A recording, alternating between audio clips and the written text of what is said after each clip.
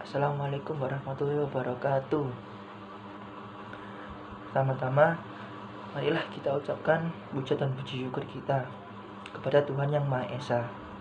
Karena atas nikmat dan karunia-Nya, kita semua dapat berkumpul di tempat yang berbahagia ini. Salawat dan salam jangan lupa kita curahkan pada baginda besar kita, yaitu Nabi Muhammad SAW, yang telah membimbing kita dari zaman kegelapan menuju zaman yang terang benderang. Perkenalkan, nama saya Iqbal Maulana Ibrahim dari kelas 11 IPA 3, nomor absen 18. Di sini saya akan menyampaikan suatu materi ceramah dengan tema generasi milenial menuju Indonesia Emas.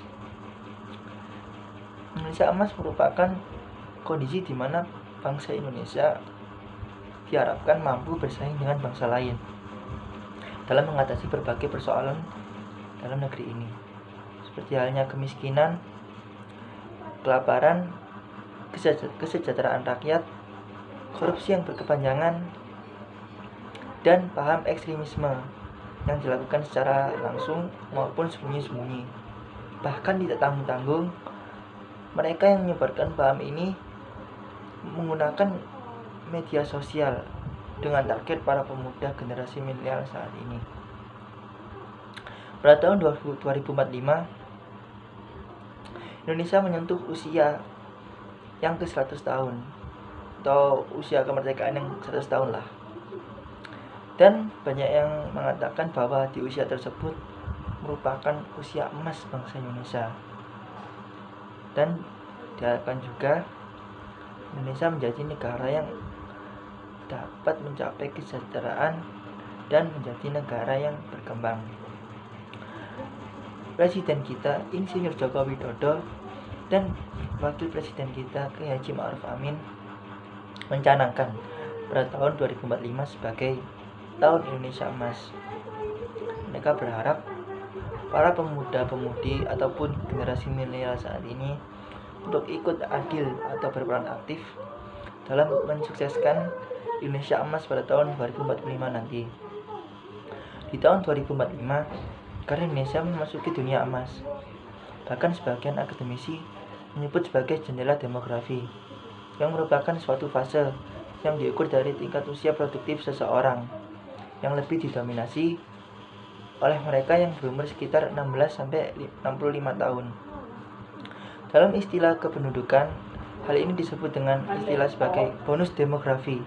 Bonus demografi dapat dicapai dengan peran aktif pemuda untuk menuju Indonesia Emas melalui pendidikan dan berbagai kompetisi dalam bersaing dengan negara lain di dunia global. Karena usia tersebut merupakan usia pemuda atau pelajar pada tingkat SMP, SMA, dan perguruan tinggi ataupun kalangan mahasiswa. Perkiraan ini menunjukkan pentingnya para pemuda menuju Indonesia Emas. Literatur ini setidaknya mampu memberikan semangat belajar bagi kaum muda untuk lebih produktif menggali ilmu pengetahuan. Namun, tidak bisa dipungkiri bahwa perkembangan teknologi dengan signifikan memengaruhi cara belajar kaum muda. Hal ini dapat dilihat dari pergeseran generasi muda dalam mencari hukum kebenaran. Hanya sedikit dari mereka yang mengacu pada berbagai literasi keislaman atau Al-Quran maupun Al-Hadis, dan kemudian berpindah ke media sosial. Kalangan pemuda Indonesia harus membekali diri dengan sikap moral dan iman yang baik sebagai pertahanan diri mencegah pengaruh dan ancaman dari pihak luar. Ancaman ini berupa pemahaman dan sikap ekstremisme atau radikalisme yang dapat menjadi ancaman serius bagi keutuhan bangsa Indonesia. Penanaman nilai moral bagi kalangan pemuda dapat dimulai melalui pendidikan, literatur keislaman, dan peran keluarga. Keluarga merupakan dasar utama dalam pertahanan menguatkan nilai moral, agar generasi pemuda Indonesia tidak menyimpang dari aturan-aturan negara. Selain itu, upaya lain untuk menuju Indonesia Emas 2045 dapat bertumpu pada 3 aspek, yaitu kebenaran, kejujuran, keadilan, yang harus diterapkan di dalam kehidupan keseharian kita. Hal yang dapat kita simpulkan dalam materi singkat hari ini adalah kita sebagai pemuda ataupun penerus ataupun generasi milenial saat inilah, kita semestinya ikut andil dan berperan aktif dalam mensukseskan Indonesia Emas pada tahun 2045 nanti, supaya Indonesia menjadi negara yang berkembang dan menjadi negara yang makmur ataupun dapat mencapai kesetaraan yang makmur. Sekian dari saya. Bila ada kesalahan kata maupun kata yang kurang berkenan, mohon dimaafkan.